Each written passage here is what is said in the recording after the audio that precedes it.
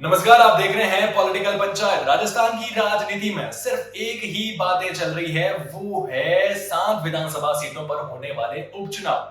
क्या इस बार कांग्रेस पार्टी ये सातों सीटें अपने पास ले जाएगी, बीजेपी ले जाएगी, या फिर राष्ट्रीय लोकतांत्रिक पार्टी कुछ सीटें जो है अपने नाम करेगी, या बीएपी ने भी जो अपने उम्मीदवार उतारे हैं उस पर भी वो कामयाब रहेगी। लेकिन आज के इस वीडियो में हम समझेंगे कि कांग्रेस ने इस बार क्या रणनीति अपनाई है, कौन सी रणनीति है जो कांग्रेस के साथ होगी और कांग्रेस के लिए कारगर साबित होगी।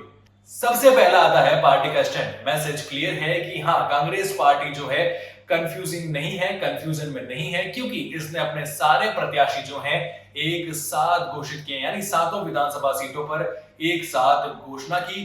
क्योंकि बीजेपी ने पहले 6 उम्मीदवार उतारे थे और उसके कई दिनों बाद अपना एक उम्मीदवार फाइनल किया था। दूसरा ये आता है कि इस बार कांग्रेस ने टिकट बदले हैं। मैसेज देना चाहते हैं कि उन्होंने महिलाओं और युवाओं पर भरोसा जताया है। अब देखना ये होगा कि महिला वर्ग और युवा वर्ग का कार्ड जो कांग्रेस ने खेला है वो उनके लिए कितना सही साबित होता है। तीसरा है गठबंधन नहीं करना। कांग्रेस इस बार गठबंधन नहीं करेगी क्योंकि उनका मानना है कि गठबंधन जो है वो लॉन्ग टर्म नहीं चलता है। गठबंधन चुनाव जीतने के लिए तो काफी है, लेकिन लॉन्ग टर्म उसको चलाना बहुत मुश्किल हो जाता है, क्योंकि कांग्रेस उत्तर प्रदेश और बिहार से सीख ले चुकी है। अब आप क्या कहेंगे इन तीनों रणनीति पर? पार्टी का स्टैंड, टिकट बदलना और गठबंधन नहीं करना, क्या ये तीनों स्टैंड जो कांग्रेस ने लिए हैं वो सही साबित होंगे, या कहीं ना कहीं कोई स्टैंड जो है कांग्रेस के लिए गलत साबित हो सकता है? अब आता है कि ये फायदेमंद होगा या नहीं होगा। इससे पार्टी को कोई प्रभाव नहीं पड़ने वाला है, क्योंकि सरकार जो है वो बीजेपी की है। पार्टी का घिरना या बने हुए रहना वो कहीं ना कहीं मुद्दे में नहीं है, लेकिन मुद्दे में ये है कि ये प्रतिष्ठा जो है कांग्रेस की दांव पर लगी है, क्योंकि कांग्रेस के पास इन 7 सीटों में सबसे ज्यादा सीटें हैं। अब देखना ये होगा कि कांग्रेस ने जो रणनीतियां अपनाई है वो अब इन सीटों में से कितनी सीटें जो हैं कांग्रेस के पास रह सकती हैं। फिर सवाल आता है कि कांग्रेस ने 7 विधानसभा सीटों पर जो उम्मीदवार उतारे हैं उसमें चली किसकी है? पहला नाम आता है गोविंद सिंह डोटासरा, दूसरा नाम आता है पूर्व उप मुख्यमंत्री सचिन पायलट, और तीसरा नाम आता है नेता प्रतिपक्ष टीकाराम का। इन तीनों की चली है और ये कामयाब भी हुए हैं अपने अपने लोगों को टिकट दिलवाने में। लेकिन कहीं ना कहीं ये बात भी सामने आ रही है कि इनकी गाइडेंस जो है, उनकी भूमिका निभाई है पूर्व मुख्यमंत्री अशोक गहलोत ने, जिन्हें राजनीति का जादूगर भी कहा जाता है। अब देखना ये होगा कि इस जादूगर की जादूगिरी इस उपचुनाव में चल पाती है या फिर कहीं ना कहीं वो फेल होते हुए नजर आते हैं। फिर आता है कि क्या ये चुनाव कांग्रेस नेताओं का भविष्य तय कर सकती है? बिल्कुल, कहीं ना कहीं ये भविष्य पर भी सवाल या निशान उठा सकती है। और गोविंद सिंह डोटासरा जो है 5 साल तक से ज्यादा के प्रदेशाध्यक्ष भी है, तो कहीं ना कहीं इनकी प्रतिष्ठा और इनके भविष्य पर सवाल उठना लाजमी है कि क्यों, अगर ये विधानसभा सीटें उनके पास नहीं आई तो क्यों नहीं आई, और आई तो फिर ये भविष्य जो है आगे जा सकता है। कांग्रेस ने टिकट बंटवारे करते वक्त कौन सी गणित को ध्यान में रखा? पहला आता है सहानुभूति कार्ड। रामगढ़ में जो दिवंगत विधायक थे उनके ही बेटे को टिकट दिया, लेकिन पहले उनकी पत्नी भी विधायक रह चुकी थी, लेकिन कांग्रेस ने उनका टिकट काट दिया था। और अब उपचुनाव में कांग्रेस ने सहानुभूति कार्ड खेलने की कोशिश की है और दिवंगत विधायक के बेटे को टिकट दे दिया है। सवाल यही खड़ा होता है कि क्या ये सहानुभूति कार्ड जो कांग्रेस ने खेला है वो सही साबित होगा या नहीं होगा। फिर आता है परिवारवाद। इस पर कांग्रेस ने भरोसा जताया है, क्योंकि झुंझुनू की बात करें तो झुंझुनू की राजनीति में ओला परिवार का दबदबा रहा है, और इस बार भी ओला परिवार की ही तीसरी पीढ़ी को कांग्रेस ने उपचुनाव में उतारा है। शीशराम ओला, फिर ब्रजेंद्र ओला और उन्हीं के पुत्र अमित ओला को कांग्रेस ने टिकट दिया, यानी परिवारवाद कार्ड खेलने की पूरी कोशिश की है कांग्रेस ने झुंझुनू में। अब देखना ये होगा कि झुंझुनू में खेला गया ये परिवारवाद वाला कार्ड कांग्रेस के लिए कितना सही साबित होता है।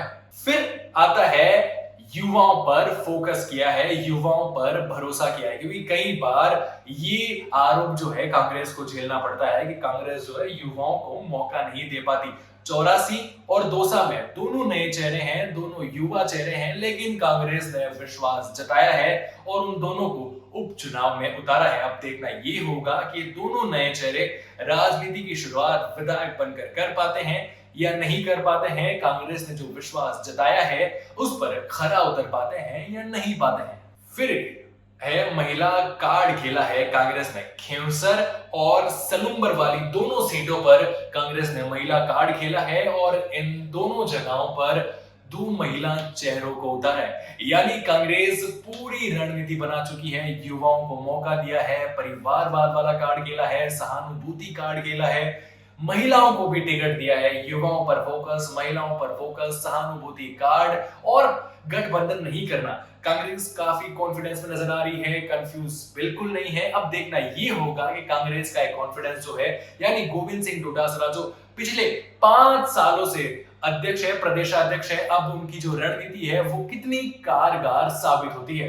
कांग्रेस के सामने बड़ी चुनौती क्या है? कांग्रेस के सामने बड़ी चुनौती ये रही कि 7 सीटों में से 5 सीटों पर लोगों ने बगावत भी खड़ी की थी, क्योंकि कहीं ना कहीं ये लग रहा है कि कांग्रेस ने जो है टिकट बंटवारा करते समय शायद सही लोगों का चुनाव नहीं किया, जिसकी वजह से 7 में से 5 सीटों पर कांग्रेस के सामने बगावत के सुर नजर आने लगे हैं। आखिर में बात करते हैं कि भाजपा और कांग्रेस जो है वो कौन से मुद्दे पर चुनाव लड़ेगी। जाहिर सी बात है, ये उपचुनाव है तो इसमें कोई बड़ा मुद्दा सामने नहीं आ सकता। इसमें जातिगत समीकरण और चेहरे पर ही चुनाव लड़ा जा सकता है। खींवसर में रेवंत राम डागा जो नया चेहरा नहीं है, पुराना चेहरा है, लोगों के बीच का चेहरा है। खींवसर राष्ट्रीय लोकतांत्रिक पार्टी की बात करूं तो पिछली बार नारायण बेनीवाल थे और इस बार उनके भाई की वाइफ यानी हनुमान बेनीवाल जो विधायक से सांसद बन गए, उन्हीं की धर्मपत्नी कनिका बेनीवाल उनके सामने है। अब देखना यह होगा कि भाजपा, कांग्रेस या राष्ट्रीय लोकतांत्रिक पार्टी या फिर बीजेपी कौन इन उपचुनावों में बाजी मार सकता है, क्योंकि बीजेपी के पास खोने के लिए सिर्फ 1 सीट है, कांग्रेस के पास खोने के लिए जो 5 सीटें थी वो है, और कहीं ना कहीं प्रतिष्ठा पर सवाल उठ सकते हैं नव निर्वाचित मुख्यमंत्री भजन लाल जी शर्मा के, क्योंकि वो मुख्यमंत्री नए बने हैं और मुख्यमंत्री बनने के 11 महीनों के बाद उपचुनाव होने वाले हैं। अब सबकी नजरें जो हैं इन्हीं की रणनीति पर है, इन्हीं की राजनीति पर है, क्योंकि पूर्व मुख्यमंत्री अशोक गहलोत की गाइडेंस में गोविंद सिंह डोटासरा, सचिन पायलट और टीकाराम ने अपने अपने लोगों को टिकट दिलवाए हैं। और अब देखना यह होगा कि जो रणनीति राजनीति कांग्रेस ने तय की है वो उनके लिए सही साबित होती है या फिर बीजेपी ने जो रणनीति अपनाई है वो उनके लिए सही साबित होती है। इस पर क्या देखने को मिलेगा, क्योंकि खींवसर विधानसभा में कई बार राष्ट्रीय लोकतांत्रिक पार्टी यानी हनुमान बेनीवाल ने गठबंधन करके चुनाव जीता है और अब गठबंधन बिल्कुल नहीं है, त्रिकोणीय मुकाबला होने वाला है। तो आप इस पर क्या कहेंगे कि इस बार के उपचुनाव में क्या कुछ देखने को मिल सकता है, क्या नया होगा, कौन सा विधायक है जो विधानसभा तक पहुंचेगा? ये सारी बातें आप मुझे कमेंट करके जरूर बताइएगा और ऐसी हर जानकारियों के लिए पॉलिटिकल पंचायत के साथ जुड़े रहिएगा।